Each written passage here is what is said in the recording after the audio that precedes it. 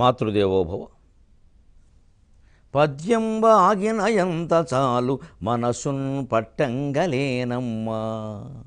జగన్మాత. పద్యంబాగిన ఎంత చాలు మనసున్ పట్టంగలేనమ్మా. నైవేద్యం బౌనిక పాడు చర్చలకునై వేధించడిన్నన్నిటుల్. ఆద్య చిన్మయ రూపిణి రసజగద్వ్యాసంగ సంగ ప్రియా. ఆద్య చిన్మయ రూపిణి రసజగద్వ్యాసంగ సంగ ప్రియా. సద్యోముక్తి విధాయిని ఎవరితో చర్చింతు నీ యాతనం. సద్యోముక్తి విధాయిని ఎవరితో చర్చింతు నీ యాతనం. ఏబిఎన్ ఆంధ్రజ్యోతి ప్రేక్షక మహాశయులందరికీ నవజీవన వేదం అనే కార్యక్రమంలో 1310వ భాగానికి, ప్రత్యేకించి లలితా సహస్రానికి సాగుతున్న సామాజిక వ్యాఖ్యలో 10వ భాగానికి స్వాగతం పలుకుతున్నాం. పంచతన్మాత్ర సాయకాయై నమః 11వ నామంలో ఉన్నాం మనం. మన్మథుని యొక్క సైన్యం చూస్తే పరమ సుకుమారమైంది. ఇంత సుకుమారమైన సైన్యంతో ఈ జగత్తును ఎలా జయించగలుగుతున్నాడు? అసలు ఈ శృంగార భావాలు జగత్తును ఎలా ముంచేస్తున్నాయి. మనం ఆ అర్థం అలా తెలుసుకోవాలి. మన్మథుడు ఒక వ్యక్తి ఉన్నాడు, ఆయన దగ్గర ఏవో 4 పూలు పెట్టుకుని పూల మార్కెట్లో ఉంటాడని అర్థం కాదు. పురాణంలో ఉండే కథల వెనకాల ఆంతర్యాన్ని గ్రహించాలి. ఎందుకంటే మన పురాణ కథల సారాంశాన్ని అంతటినీ శంకరాచార్య ఆత్మానాత్మ వివేకం అనే గ్రంథంలో వ్యాఖ్యానాల్లో విచిత్రంగా పేర్కొంటారండి. పురాణ కథలు ఎందుకు పుట్టాయి అంటే వేదాల్లో చాలా భాగం నష్టమయ్యాయి. అవి లేవు, ఇప్పుడు లేవు, ఇప్పుడు అందరికీ తెలియడం లేదు. మొత్తం ఎన్నో వేద శాఖలు ఉంటే 1131 శాఖలు మాత్రమే ఉన్నాయి ఇక్కడ. అది కూడా 100, 21, 1009. ఋగ్వేదానికి సంబంధించి 101, యజుర్వేదానికి సంబంధించి 21, అక్కడికి 122, సామవేదానికి సంబంధించి 1000, 1122, అథర్వణ వేదానికి సంబంధించి కేవలం 9, 1131 శాఖలే మనకి లభిస్తున్నాయి. ఈ నష్టపోయినటువంటి శాఖల సారాంశాన్ని ఋషులు స్మరించుకుని సత్రయాగం జరిగినప్పుడు ద్వాపర యుగాంతంలో వ్యాసమహర్షి బ్రహ్మాండమైనటువంటి సత్రయాగం చేస్తే 100 ఏళ్ల పాటు అక్కడికి వచ్చి ఈ ఋషులు నష్టపోయినటువంటి వేదాల సారాంశం జనానికి అందాలి కాబట్టి పురాణ కథల రూపంలో అందించారని చెప్పారు. అంచేది పురాణ కథ విన్నప్పుడు ఎప్పుడు దాని తత్వం గురించి ఆలోచించాలి, కానీ అది యథాతథంగా అలాగే జరిగిందా లేదా అని పట్టుకు వేలాడడం, చర్చించడం అనవసరం. అది మోకాల మీద వెంట్రుకలు లాగడం లాంటిది, కోడిగుడ్డు మీద వెంట్రుకలు లాగడం లాంటిది, అనవసరమైన శ్రమ. దానివల్ల ఏమీ తేలదు. అంచేది ఈ మన్మథుడు ఏదో దహనం చేయడం, వీటన్నిటి వెనకాల ఒక తత్వం ఉంటుంది. ఆ తత్వం పట్టుకోవాలి. ఆ తత్వాన్ని చెప్పడానికి ఆ కథారూపంలో చెప్పారు. అది చారిత్రకంగానూ ఎక్కడో జరుగుండొచ్చు, పెద్ద విషయం కాదు. అది జరిగిందా లేదా అన్నంత లోతుల్లోకి మనం పోవక్కర్లేదు. అంటే అతను ఇంత చేస్తే ఇంత శృంగార భావాలు జగత్తును కప్పిస్తున్న వీటికి ఆధారమైన సైన్యం ఏమిటి? ధనుఃపౌష్పం, చెరుకు గడ విల్ల, మౌర్వీ మధుకరమయి. పోని వింటి నార ఏమైనా బలంగా ఉందంటే మధుకరమయి. తుమ్మెదలు ఇలా, అసలు తుమ్మెదలు ఒక చోట ఇలా నిలబడి వింటినారుగా ఎలా ఉంటాయి? సాధ్యం కాదు. కానీ తుమ్మెదలు ఝంకారము చూడగానే ఓ ఝుమ్మందినాదం అని ఈలో మొదలైంది ఒక వేదం, కొత్త వేదం, శృంగార వేదం మొదలెట్టాడు ఈయన. అంటే ఈయన మొదలైపోయింది. అది దీనికి ప్రేరణ కలిగిస్తుంది. ప్రేరణ కలిగించినప్పుడు అది ఆయుధమే కదా. ఒక్కొక్క మనిషిని మమకారమైన ఆయుధమే పీడిస్తుంది, ఒక్కొక్క మనిషిని ఏదో వ్యసనమైన ఆయుధం పీడిస్తుంది. అవన్నీ ఆయుధాల కిందే లెక్క. కనిపించిన ఆయుధాలు, సూక్ష్మ ఆయుధాలు అంటే అవి. ఒక వాడి వ్యసనమే వాడికి ఆయుధం వండి వాడిని చంపేస్తుంది అంటారు. అంటే ప్యాకెట్ అనేది ఏమైనా బాణమా, కత్తె, గొడ్డలా? కానీ చంపేస్తుంది వాడిని కదలలేకుండా. అదే సూక్ష్మ రూపంలో ఉండే ఆయుధం. అన్నిటికంటే సూక్ష్మ రూపంలో ఉండే భయంకరమైన ఆయుధం మన మనస్సే. పంచవిశిఖా. పోనీ బాణాలు ఏమన్నా 500 ఉన్నాయా, 50 ఉన్నాయా? లేవండి, 5 బాణాల ఇంత చేస్తే, అది కూడా పుష్పాల. వసంత సామంతక. పోనీ కూడా వచ్చిన సామంతరాజు ఎవరైనా సాయానికి వచ్చినప్పుడు వసంత ఋతువా? 2 నెలలకు వాడు బతికే 2 నెలలు. ఈ మధ్యనైతే 2 నెలలు కూడా ఉండట్లేదు, 2 వారాలు ఉంటే గొప్ప. మలయమరుత్ ఆయోధన రథగా. ఈ మన్మధుడు ఎక్కి వచ్చే రథం ఏంటంటే మలయపు గాలి, పిల్లగాలి, దక్షిణపు గాలి. అదెంతసేపు ఉంటుంది? 10 నిమిషాలు. తథాపి, అయినప్పటికీ, ఏకః సర్వం జగత్ విజయతే. ఒక్కడే ఈ మొత్తం జగత్తును జయిస్తున్నాడమ్మా. ఎందుకని కామపి కృపాం అపాంగాత్తే లబ్ధ్వా జగదిదం అనంగో విజేతే. అల్ప సైన్యాన్ని కలిగి ఉండి పరమసుకుమారమైనటువంటి అస్త్రాలు కలిగి ఉండి గాలిను ఇలాంటివన్నీ తోడుగా తెచ్చుకుని వీడు మొత్తం ఈ జగత్తునంతా జయిస్తున్నాడు అంటే అపాంగాత్తే లబ్ధ్వా నీ కటాక్షాల నుంచి ఏదో ఒక కృపవాడు పొందాడమ్మా, లేకపోతే ఇది సాధ్యమా అన్నారు. అందుకని మనం ఈ శృంగారపరమైనటువంటి విషయాలలో మనోనిగ్రహాన్ని సాధించి భార్యాభర్తలు ఒకరికొకరు అంకితమై ఉండి హిందూ ధర్మం ప్రకారం దాంపత్య ధర్మాన్ని కాపాడుకోవాలన్నా అమ్మవారిని ఇంద్రియ నిగ్రహం ఇమ్మని అడిగి అర్చించవలసిందే. శివునంతటి వాని మనోభవునంతటి వాడు గెల్వ, దాన్ని పద్యంలో పెట్టాను నేను సరదాకి. శివునంతటి వాని మనోభవునంతటి వాడు గెల్వ భవదీయాంగ్రును శివపత్ని శరణొందడే అవియే మాకైన శరణము అతనున్ గెలువన్. శివుణ్ణి గెలవడానికి మన్మధుడు అతని వల్ల సాధ్యం కాక నీ పాదాలు శరణ వేడాడమ్మా. మరి శివుణ్ణి గెలవడానికి మన్మధులంతటి వాడే నీ పాదాలు శరణ వేడాడు. మేము శివుడు కాదు కదా, మన్మధుడు కాదు కదా, మన్మధుల చేతుల్లో కూడా బలైపోయే అల్ప ప్రాణులం కదా. కాస్త అందమైన మనుషులు కనపడదేక మా మనస్సు ఎక్కడికి పోతుందో మాకే తెలియదు. చింతామణి నాటకంలో చింతామణి చెప్పినట్టే ఇంతులు తరసిల్లు వరకే, ఇంతులు తరసిల్లు వరకే. భవానీ శంకరుడు వచ్చి చింతామణికి బిల్వమంగళుడు గురించి చెబుతూ నీ మాయామోహంలో ఆయన పరడు మహాపండితుడు అంటాడు. అలాగా శుక్రాచార్యుని కంటేనా ఉంటుంది. ఘోటక బ్రహ్మచారి అంటే ఋష్యశృంగుని కంటేనా ఉంటుంది అని ఈ కబుర్లు చెప్పద్దయ్యా. ఎందులకి లెక్కగేద బేరములు భవానీ శంకర. ఇంతులు తరసిల్లు వరకే పురుష అగ్రణలు ఎంతలేసి సమంతములాడినన్ బిగువు మాటలు బల్కిన. ఇంతులు తరసిల్లు వరకే పురుష అగ్రణులు ఎంతలేసి సమంతములాడినన్ బిగువు మాటలు బల్కిన.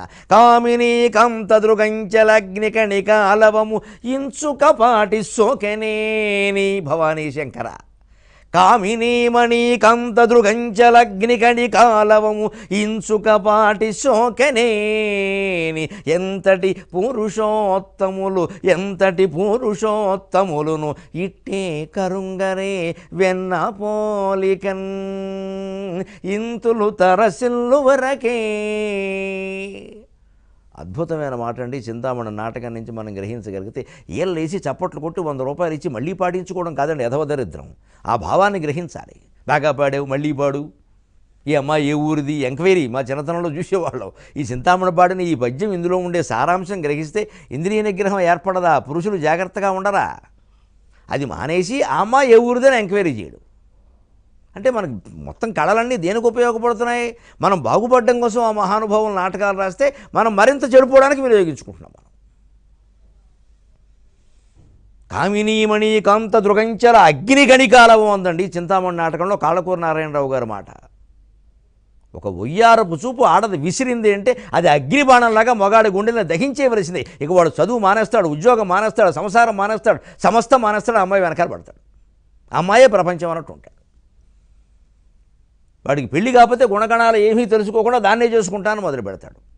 పెళ్ళైన తర్వాత ఇటువంటి వ్యామోహంలో పడితే మొత్తం సంసారాన్ని పిల్లలతో సహా వదిలేస్తాడు. ఈ పని ఇప్పుడు ఆడవాళ్ళు కూడా చేస్తున్నారు. ఇదివరకు మగవాళ్ళే చేసేవారు, ఆడవాళ్ళు ఏడిచేవాళ్ళు. పాప నిజంగానే ఆడవాళ్ళు చాలా దుఃఖాలు పడ్డారు, అనుమానం ఏమీ లేదు అందులో. కానీ ఇప్పుడు ఎవరి వల్ల ఎవరు దుఃఖాలు పడుతున్నారో తెలియదు. అందరూ ఒకటే ఏడుపు, అందరికీ వ్యామోహాలు ఉన్నాయి. పిల్లలతో సహా వదిలేస్తున్నారు శుభ్రంగా. పైగా 5 ఏళ్ళు తక్కువ వాళ్ళు, 10 ఏళ్ళు తక్కువ వాళ్ళు, కుర్రాడు దొరికితే చాలన్నట్టుగా ఉంది వ్యవహారం. అంతే, అంత దారుణమైన వార్తలు వస్తున్నాయి లోకంలో, వినడానికి అసహ్యంగా ఉంది. ఇక ఎవరి మీద ఎవరికి ఏ నమ్మకము లేని భయంకరమైన సమాజంలో ఉన్నాం మనం. అసలు నమ్మలేని స్థితిలో ఉన్నాం. మరి ఎవరిని నమ్మకుండా జీవితం ఎలాగా? ఎవరితోనో ఏదో సంబంధం పెట్టుకుని భర్తకి ఏదో చేస్తారంటే భర్త అన్నం ఎక్కడ తినాలి? ఎవరిని నమ్మాలి? అలాగే ఈ బయటికి ఉద్యోగానికో లేదా మరో కార్యక్రమానికో దేనికో వెళ్ళిన భర్త ఎక్కడో ఒంటరిగా ఉండి తనను మోసం చేస్తాడు అంటే భార్య ఏం చేయాలి? ఇంట్లో ఉండి బిక్కుబిక్కుమంటూ ఉండడమేనా? అమ్మవారిని ప్రార్థించడమేనా? ఇంకేమైనా చేయాలి? అందుకే ఈ భావాలని మొత్తం జయించడానికి, ఈ భావాల వల్ల మన వాళ్ళ వల్లే మనకు అన్యాయం జరగకుండా ఉండడానికి ఏకైక శరణం శ్రీమాత్రే నమః, శ్రీమాత్రే నమః, శ్రీమాత్రే నమః. ఆ మంత్రమే ఖచ్చితంగా అమ్మవారు జపం చేసే వాళ్ళని కాపాడుతుందండి. ఆ స్త్రీకి ఎటువంటి అన్యాయం జరగకుండా చేస్తుంది, ఆ పురుషుడికి ఎటువంటి అన్యాయం జరగకుండా చేస్తుంది. వాడికి అన్యాయం చేయాలని ఎవరైనా తలపడితే వాళ్ళే మట్టి కొట్టుకుపోయేలా చేస్తుంది. భక్తికి అంత శక్తి ఉంది. అందుకని నేను ఈ కటాక్షం ఏదో వాడికి లభించకపోతే, నీ ఆజ్ఞ ఏదో లేకపోతే ఈ ప్రపంచాన్ని ఇంత శృంగారమయం చేయగలడా? పసిపిల్లల మీద అత్యాచారాలు ఏమిటండి? పండు ముదుసళ్ళ మీద అత్యాచారాలు ఏమిటండి? బిచ్చగత్తెల మీద అత్యాచారాలు ఏమిటండి? మనిషి ఏ దశకి వెళ్ళిపోతున్నాడు? పశువులు కూడా సిగ్గుపడే దశ అనేది. పశువులు సిగ్గుపడే దశ. పశువుతో పోలిస్తే పశువు వచ్చి ఛీ నేను ఎటువంటి పనులు చేయలేదంటుంది.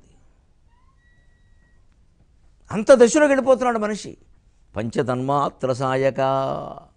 బాణాల ప్రభావం చాలా తీవ్రం కాబట్టి ఎక్కువ చెప్పాల్సి వస్తుంది. సామాజికమైన ప్రయోజనమే మన లక్ష్యం. ఊరికే ప్రతిపదార్థం చెప్పడానికి ఎంతసేపు అవసరం. ఈ పంచతన్మాత్రలు శబ్దస్పర్శ రూపరసగంధాలు ఎంత ప్రమాదకరమైనవో శంకరాచార్య వివేక చూడమణిలో చెబుతారు. శబ్దాదిభి పంచభిరేవ పంచత్వమాపుస్వగుణేన బద్ధాః కురంగమాతంగ పతంగమేన భృంగాః నరః పంచభిరంచితః కిం.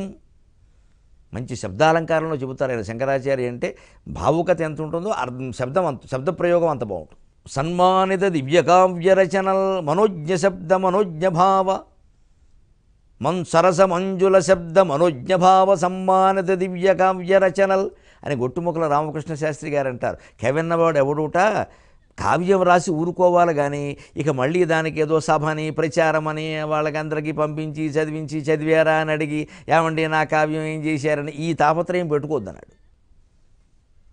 హాయిగా స్వాభిమానంతో కవులు మంచి కావ్యాలు రాస్తూ వెళ్ళిపోవాలంతే. జరుగుతుంది, ఖచ్చితంగా జరుగుతుంది. దానికి రావాల్సిన ప్రచారం వస్తుంది, అందులో సరుకు ఉంటే. శంకరాచార్య అలా చేశారు కాబట్టి, కాళిదాసు అలా చేశాడు కాబట్టి, ఆ కాలంలో వాళ్ళు ఉండగా కాదు, తర్వాత ఇప్పటికీ ఎన్ని వేల ఏళ్ళైనా వాళ్ళ కావ్యాలు స్మరించుకుంటూనే ఉన్నాము. కవిత్వంలో నిజమైన శక్తి ఉంటే దాని ప్రచారం అదే చేసుకుంటుంది. కవి పనిగట్టుకుని చేయాల్సిన అవసరం లేదు. అన్ని అర్హతలు ఉన్నటువంటి అమ్మాయికి పెళ్లి సంబంధాల కోసం తండ్రి తిరగాల్సిన అవసరం లేదు, వాళ్ళే వస్తారు. అర్హతల్లో కొన్ని ఇబ్బందులు ఉంటేనే తల్లిదండ్రులు తాపత్రయపడాలి. లేకపోతే అమ్మాయి సుగంధం అప్పటికే వ్యాపిస్తుంది. సుగుణాల రూపంలో ఎవరో ఒకరు వస్తారు. ఒకరేం కనుక 10 మంది వస్తారు, మనమే ఎంచుకోవచ్చు. సుగుణాల రాశి సౌందర్య రాశి అనే అమ్మాయిని ఎవరు వదులుకుంటారు? అమ్మాయికి తండ్రి వివాహం తలపెట్టగానే మేము చేసుకుంటామంటే మేము చేసుకుందాం, పెద్దవాళ్ళే వస్తారు మా అబ్బాయికి ఇవ్వండి. ఎందుకంటే మంచి అమ్మాయి, మంచి సుగుణాలు ఉన్నాయి, అందంగా ఉంది, చక్కగా దీపంలా ఉంది అమ్మాయి, దానికి తోడు దీపంలా కాంతి సుగుణాలు, మా విషయాన్ని ఉద్ధరిస్తుంది, మాకు ఇవ్వండి అని అడుగుతారు. వచ్చి అడిగి చేసుకుంటారమ్మా అంటారు. అలాగ మనలో ఆ ప్రతిభను నింపుకునే ప్రయత్నం చేయాలి. ఆ ప్రతిభ ఉండబట్టే చూడండి ఆయన చెప్పింది ఎంత నిజమో. నిజంగా 5 జంతువులు ఉన్నాయి లోకంలో, మీరు గమనించండి. కురంగ, మాతంగ, పతంగ, భృంగ, మీనం అన్నారు. కురంగం లేడి, మాతంగం ఏనుగు, పతంగం మిడత, భృంగం తుమ్మెద, మీనం చేప. ఈ 5 ఒక్కొక్క పంచతన్మాత్రలో ఒక్కొక్క దానికి లొంగిపోవడం వల్ల తమ జీవితాన్ని కోల్పోతున్నాయన్నారు. కురంగం లేడి దేనికి శబ్దం, దానికి వేణువాదనం అంటే బాగా ఇష్టం. అందుకే అడవుల్లో వేటగాళ్ళు వేణువు వాయిస్తారు. వాళ్ళకి వెదురు కొట్టాలో వేణువులేక, వెదురు కొట్టాలని వేణువులేగా, వేణువులన్నీ వెదురు కొట్టాలే కదా. ఆ సాధనం వాళ్ళే కనిపెట్టారు లేళ్లను వంచడానికి, మోసం చేయడానికి. వేణువు వాయిస్తాడు అక్కడ కూర్చొని, వెంటనే లేళ్ళన్నీ వచ్చేస్తాయి, దగ్గరికి వచ్చేస్తే బాణాలు వేసి చంపేస్తాడు. ఆ శబ్దం వేణునాదం మీద ఉండే వ్యామోహం కారణంగా లేడి వేటగాడి చేతుల్లో ప్రాణాలు పోగొట్టుకుంటుందయ్యా. మాతంగా స్పరిశ, మగ ఏనుగు ఇంతలా ఉంటుందండి, దీంతో పదెగ, అంత తొండం, 4 కాళ్ళు, ఏం ఉపయోగం అండి? ఆ ఆడ ఏనుగు కనపడగానే ఈ ఏనుగు పీనుగైపోయింది. మనుషుల్లోనూ అంతే. ఓ పెద్ద బయటకు వచ్చేసి మీసాలు తిప్పేసి ఇంకా నా అంతటి వాళ్ళు లేడు, 101 జిల్లాలకి నేనే పెద్ద మనిషిని అని మాట్లాడతాడు. ఇంటికి వెళితే పిల్లి కంటే అన్యాయం అండి ఈ సన్నాసి. అలా ఉన్నవాళ్ళు చాలామంది ఉన్నారు. బయటే అయిన పెత్తనాలు ఇంటికి వెళ్ళమను అంటారు, వెంటనే తెలుసున్న వాళ్ళు అనుచరులు అంటారు. బయటే ఇవన్నీ ఇంటికి వెళ్ళమను, మళ్ళీ కూడు ఉండదు అక్కడ అంటారు వెంటనే. అలా ఉన్నారండి. ఆ ఏనుగు అంతే సరికి, అటువంటి మగాళ్ళకే ఉపమానం ఏనుగు. అంత ఏనుగు కూడా ఆడ ఏనుగును చూడగానే ఏం ప్రమాదం జరుగుతుందో తెలియకుండా వెళ్ళిపోతున్నారు, పరిగెత్తిస్తుంది. అందుకే ఏనుగులు పట్టుకునే వాళ్ళు ఏం చేస్తున్నారు, ఆడ ఏనుగును కొంచెం దూరంగా నుంచోబెట్టి ఈ మగ ఏనుగులు వరుసలా వెడుతూ ఉంటే మధ్యలో పెద్ద గొయ్యి తవ్వేస్తారు. ఇదివరకే తవ్విన గోతులు అడవుల్లో చాలా ఉంటాయి. తెలంగాణలో బావుల్లో ఉంటాయి, రాయలసీమలో బావుల్లాగా బాగా లోతుగా ఉంటాయి. 42 అడుగులు 36 గజాలు. దాని నిండా పైన వెదురు బద్దలు రొట్ట కప్పేస్తారు కనపడకుండా. ఈ ఏనుగుల వెనకాల గంట కొడుతూ ఉంటారు. అదే గుంట కొట్టి గంట వాయించడం అంటే అదే మోసం చేయడం. ముందు గుంట కొడతారు, తర్వాత గంట కడతారు. ముందు ఈ గుంటకు తవ్వుతారు, వాటి వెనకాల గంట వాయిస్తారు. గుంట కొట్టి గంట వాయించారంటే మోసం చేశారని అర్థం. ఏనుగుల కోసం గుంట తవ్వుతారు, తర్వాత ఏనుగుల వెనకాల గంట వాయించగానే ఆ వాయింపుకి భయపడేవి ఈ ముందుకు పరిగెడతాయి. ముందుకు కొద్ది దూరం పరిగెట్టగానే ఆడ ఏనుగు కనపడుతుంది ఎదురుగా, అంతే ఇంకా మోజు మీద మొత్తం వెళ్ళిపోతాయి. ఆ వెళ్ళిపోతే ఈ గోతులో పడతాయి, 3-4 కనీసం పడతాయి. వాటిని అలా 15 రోజులు తిండి లేకుండా మార్చేస్తారు. ఇంకా మొత్తుకుంటూ ఉంటే ఏనుగు శాకాహారి కదా, 2 మారేడాకులు పడేస్తారు అక్కడ. శివప్రసాదం అని చచ్చినట్టు తిని అది వీడికి వశమైపోయి వీడు ఏం చెబితే అది చేస్తుంది. మొత్తం కొన్ని 100 టన్నులు ఉండే దూలాలు మోస్తుంది అది. ఆ రకంగా ఏనుగు మనిషికి బానిసైపోయింది ఈ వ్యామోహం కారణంగా, స్పర్శ వ్యామోహం కారణంగా. ఇంత చేస్తే ఈ మైథున సౌఖ్యంలో ఉండేది స్పర్శేగా, అంతకంటే ఉంది, మిగిలిందంతా భావనేగా, కేవలం స్పర్శ. ఈ స్పర్శకి అంత మొత్తం సామ్రాజ్యాలు ధారపోసేయాలా? సాహిత్యం, సంగీతం, వేదాంత జ్ఞానం సమస్తం కోల్పోవాలా? ఇది అంత గొప్ప విషయమా? ప్రతి ఒక్కరూ ఆలోచించాల్సిన విషయం. ఇవాళ ఆధునిక సమాజంలో ఈ ఆలోచన అవసరం చాలా పెరిగింది. దారుణమైన వ్యాధిలా వ్యాపిస్తోంది ఈ కామవాంఛ అనేది. దానికి వయస్సు లేదు, వావి లేదు, వరస లేదు, ఏమీ లేదు. కనీసం వీళ్ళు ఇంత పండితులు కదా అని నమ్మడానికి కూడా లేదు. ఇంత వయస్సు 70 ఏళ్ళు వచ్చిందని నమ్మడానికి కూడా లేదు. వాడి భ్రమలు వాడుకుంటున్నాయి.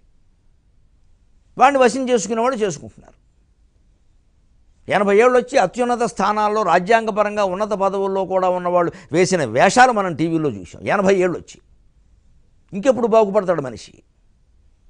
అంచేది ఈ స్పర్శ కోసం, స్త్రీ స్పర్శ కోసం పురుషుడు, పురుష స్పర్శ కోసం స్త్రీ ఇంత వ్యామోహపడతారేమిటే? ఏనుగుల్లా ఉన్నారు, పీనుగులు అయిపోతున్నారు దీనికోసం అంటున్నాడు ఆయన. మంచి మతంగం, కురంగ, మాతంగ, పతంగ, మిడతండి. ఎంత అజ్ఞానం! దీపం ఎదురుగా ఉంది, మంట మండుతోందని తెలుసు, అందులో పడితే చచ్చిపోతామని తెలుసు, తన ముందే కొన్ని మిడతలు చచ్చిపోయాయని తెలుసు. ఎగిరెగిరి వచ్చి అదేదో పెద్ద పుష్కరాల్లో స్నానం చేసినప్పుడు వచ్చి పడిపోతుంది. అది పుణ్యం అని ప్రాణం పోతుంది. ఏదో అదృష్టం కింద పడిపోతుంది అది. అలాగే మిడత ఆ రూపాన్ని చూసి వ్యామోహంలో పడి ప్రాణం పోతుందని తెలుసుండు కూడా, సాటి మిడతలు ప్రాణాలు పోగొట్టుకున్నాయని తెలిసి కూడా పడిపోతుంది. ఆ పైన మీన చేప గాలం ఇలా వేయగానే నీటిలో వేలాడుతుంటే కొన్ని 100 చేపల ఎర కోసం ఇలాగ ప్రయత్నం చేసి నోటికి ఆ గాలం గుచ్చుకుని చచ్చిపోయాయని తెలియదండి. చేపల జాతికి ఆ మాత్రం తెలియదా? రోజు జరుగుతోంది. రోజు బెస్తవాళ్ళు చేపలు పడతారే, కానీ ఆయన ఎర పట్టుకుంటూనే ఉంటాయి. అవి ఎలా అనుకుంటే ఇది అది కాదులే. మన అవసరం అలా అనిపింపజేస్తుంది. మనుషులు కూడా గుర్తుపెట్టుకోవాలి. మనకి ఏ వస్తువు మీదైనా వ్యామోహం కలిగితే, మనకు అవసరం అనిపిస్తే ప్రమాదాన్ని కూడా గుర్తించమండి మనం. అది ప్రమాదంలో పడతామని ఎవరైనా చెబితే మీకు తెలియదు అనేస్తాం వెంటనే. అంతే. ఎంత పెద్దవాడిని కూడా మీకు తెలియదు అనేస్తాం. ఎందుకంటే మనకు అది అంత ఇష్టంగా ఉంది. ఇది అలాంటిది కాదు, ఇతరులు అంతేగాని ఇది అలాంటిది కాదు. ఈ ఓడపడుచుకు పుట్టిందా వెంటనే అనేస్తూ ఉండాలి. భృంగ అంటే మీన అంటే అర్థం అది. ఆ ఎరకే ఎన్నో చేపలు వశమైపోతుంటే, ప్రాణాలు పోతుంటే చూసి కూడా పోగొట్టుకుంటుంటే, మళ్ళీ ఈ చేప ఏదో పడగానే వానబో చిన్న మెలిగేదో నరికెళ్ళ పావులు అక్కడ ఏదో పెట్టగానే ఇంత మాంసం మొక్కలాగా అది పట్టుకుందామని ప్రయత్నం చేస్తుంది. వెంటనే ప్రోత్కంపిత ప్రచుర తాలుకమస్తకస్య లక్ష్మీ నృసింహ మమ దేహి కరావలంబం సంసారజాలపతితస్య జగన్నివాస సర్వేంద్రియార్థ బడిశాగ్రశోభమస్య సంసారజాలపతితస్య జగన్నివాస సర్వేంద్రియార్థ బడిశాగ్ర జశోపమస్య ప్రోత్కంపిత ప్రచుర తాలుకమస్తకస్య స్వామిన్ ప్రోత్కంపిత ప్రచుర తాలుకమస్తకస్య లక్ష్మీ నృసింహ మమ దేహి కరావలంబం లక్ష్మీ నృసింహ మమ దేహి కరావలంబం. లక్ష్మీ నృసింహ స్తోత్రంలో స్వామి అంటున్నారు, శంకరాచార్య భక్తుని రూపంలో, బలహీన రూపంలో అంటున్నారు, ఈ జీవితం నన్ను చేపల గేలంలాగా పట్టుకుందయా, నేను చేపలా పడిపోయాను దానికి. సర్వేంద్రియార్థ బడిశ అగ్రశోభమస్య. బడిశ అంటే ఈ గాలం, ఆ బడిశాగ్రశం గాలం చివర ఉన్న చేపలా ఉంది నా పరిస్థితి. పైగా ఈ గాలపు ముళ్ళు ఈ పైనుంచి దిగుతుందండి చేపకు, మొప్పలో దిగింది అంటారు. మొప్ప అంటే ఇదే మనకి. ప్రోత్కంపిత ఉత్కంపిత ప్రోత్కంపిత ప్రచుర తాలూక మస్తకస్య. తాలువు అంటే ఈ లోపల నాలుగు పైభాగం, ఆ తాలువు అంటారు దాన్ని.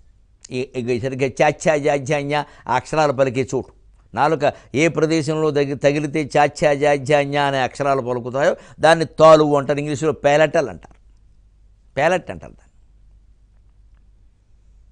సరిగ్గా ఇక్కడ దిగితే గాలపు చేపకి ఈ పైనుంచి దిగి మస్తక, అక్కడి నుంచి తాలూక కిందికి దిగుతుంది, పట్టేసుకుంటుంది, లాగేస్తుంది. అలాగే ఈ జీవితం నన్ను చేపల గాలంలాగా ఏడిపిస్తుందయ్యా, భయంకరంగా పైనుంచి దిగిందయ్యా, నెత్తిమించి ఈ తాలూ వరకు వచ్చేసిందయ్యా, తప్పించుకుందుకు లేదయ్యా, గిలగిల గిలగిల కొట్టుకుంటున్నానయ్యా, చావడానికి సిద్ధంగా ఉన్న చేపలాగా ఈ జీవితంలో పడి. అంచేత నాకు లక్ష్మీ నృసింహ మమదేహి కరావలంబం, కాస్త చెయ్యివ్వయ్యా, కాస్త చెయ్యివ్వయ్యా అని దేవుణ్ణి దీనాతి దీనంగా బలాతి బలంగా ప్రార్థన చేయాలి. ఎంత దీనత్వం ఉందో అంత బలం కూడా ఉండాలి ఆ ప్రార్థన. అప్పుడు ప్రార్థన ఫలిస్తుంది. ప్రార్థన అంటే అక్షరాలు పలకడం కాదండి, ప్రార్థన అంటే అంతరంగానికి చేసే అభిషేకం. అక్షరాలు పలకడం కాదు ప్రార్థన. అక్షరానికి ఫలం, అక్షరానికి ప్రయోజనం. పొద్దున చదివితే ఓ ఫలం, సాయంత్రం చదివితే ఓ ఫలం. ఈ దిక్కుమాలిన మాటలు వినడం చెప్పడం మానేయాలి. ప్రార్థన హృదయపూర్వకంగా చేయవలసింది. నువ్వు ప్రొద్దున చేసావా, మధ్యాహ్నం చేసావా, మంచం మీద కూర్చుని చేసావా, పొలంలో మంచి మీద కూర్చుని చేసావా అనేది భగవంతుడికి అనవసరమైన విషయం. అది హృదయపూర్వకంగా చేసావా లేదా, అలా ఉండాలి ప్రార్థన. మన కోసం ఎన్ని ప్రార్థనలు చేశారు శంకరాచార్య? 24 భాష్య గ్రంథాల, 57 ప్రకరణ గ్రంథాల, 72 స్తోత్రాల, 153 రచనలండి శంకరాచార్యవి. 153 రచనలు, ప్రతి రచన సార్థకం. ఆయన మళ్ళీ ఆ రచనల్లో 3 శ్లోకాలు రాసిన స్తోత్రాలు ఉన్నాయి, 300 రాసినవి ఉన్నాయి. ఈ లెక్కలు పెట్టుకోలేదు ఆయన. 100 రాయాలి, 116 రాయాలి, లెక్క చూడాలంటూ పెట్టుకోవాలి. 3 రాసినవి వస్తాయి, ఏకశ్లోకి, అది ఒక్కటే ఉంటుంది.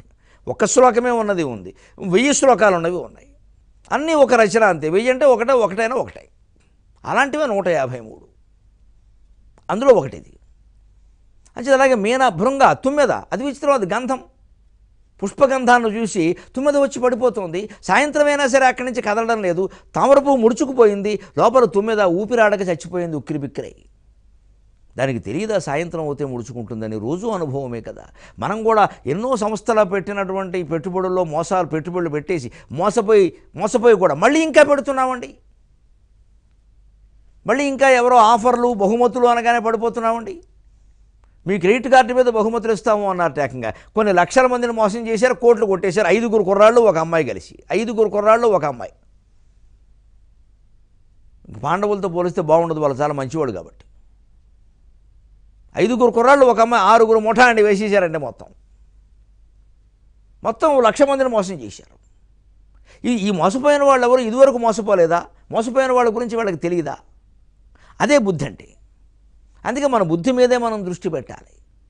ప్రపంచంలో వాస్తు కానీ, జ్యోతిష్యం కానీ, ముహూర్తాలు కానీ, ఏ గురువు కానీ, నవగ్రహాలు మొత్తం కలిసినా కానీ మన బుద్ధిని మార్చలేవు. మన బుద్ధిని మార్చగలిగింది మనం మాత్రమే. ప్రోత్కంపిత ప్రచుర అంటే అర్థం అదండి.